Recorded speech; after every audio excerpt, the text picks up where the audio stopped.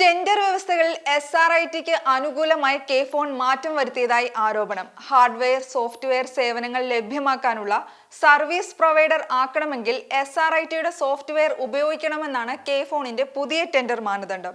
ആദ്യ ടെൻഡർ തുറക്കും മുന്നേ റദ്ദാക്കിയെന്നാണ് പുറത്തുവരുന്ന വിവരം. രണ്ടാമത് വിളിച്ച ടെൻഡറിൽ റെയിൽടെൽ കോർപ്പറേഷനും അക്ഷര എന്റർപ്രൈസസും സിറ്റ്സ ടെക്നോളജി പ്രൈവറ്റ് ലിമിറ്റഡ് എന്ന സ്റ്റാർട്ടപ്പ് കമ്പനിയും പങ്കെടുത്തു.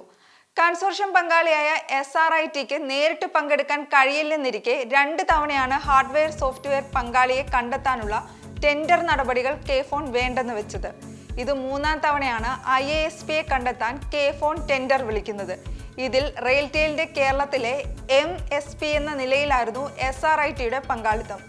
അസോസിയേറ്റ് പാർട്ണർ എന്ന നിലയിൽ അക്ഷര എന്റർപ്രൈസസിലും SRITക്ക് അദൃശ്യ സാന്നിധ്യമുണ്ട്.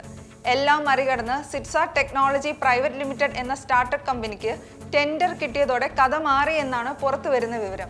ആക്ഷേപമുണ്ടെന്ന പേരിൽ IT സെക്രട്ടറി വരെ നേരിട്ട് ഇടപെട്ടിട്ടാണ് സ്റ്റാർട്ടപ്പ് കമ്പനിയുടെ ടെൻഡർ റദ്ദാക്കിയത്. ഇതിൽ നിയമപോരാട്ടം നടക്കുന്നതിനിടെയാണ് പുതിയ ടെൻഡർ നടപടികൾ കെ-ഫോൺ തുടങ്ങിയത്.